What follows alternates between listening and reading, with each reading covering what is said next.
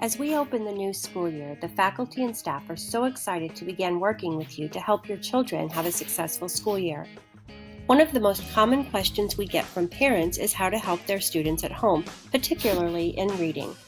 One of our goals across the grade levels is to not only get students to read for information purposes, but learn to read for pleasure, which will result in lifelong readers and learners. This evening, we would like to offer you some simple suggestions to help your kid at home. Tip number 1. Make sure books and reading materials are available at your house. Your students will visit our library each week to choose books based on their interests and reading levels, but don't forget about the public library. In addition to checking out books, they can participate in reading programs and activities on weekends and school vacations that tie into high-interest books. Also, check out new and used bookstores and digital book sites. Tip number 2.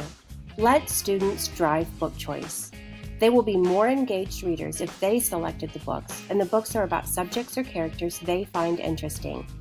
If you had a favorite book you read when you were younger, tell them about the story and why you liked it. They will probably want to read it with you. Tip number 3. Mem Fox, a children's book author, wrote a book for parents and teachers called Reading Magic. She advises parents to read aloud to children as long as they will let you. The benefits of reading aloud are many. Children learn to be better thinkers, they will stretch their imaginations, develop empathy, and start to find their passions.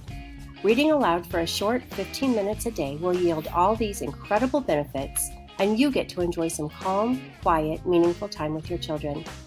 Tip number 4. Let kids see you read.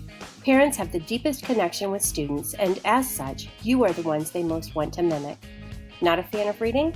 Try some books or newspapers, even comic books or graphic novels. I'll tell you a secret, you're never too old to read children's books. Tip number 5. Help bring the story to life. Making connections is an important part of reading comprehension. The more experiences the child has, the more they will relate to the stories they are reading. Try reading Diary of a Wimpy Kid's School Days and put away all electronics for 24 hours. Read a book about adopting a pet and then volunteer to play with the animals at the local Humane Society. You may come home with a pet, but that'll be fun too. These are just a few suggestions to help support your child in learning to become lifelong readers. A handout is available with resources such as digital storybook sites, recommended reading lists, and some sites where students can practice quizzing for comprehension. Also, don't ever hesitate to reach out to your child's teacher or Mrs. Hunter in the library. We can help with more.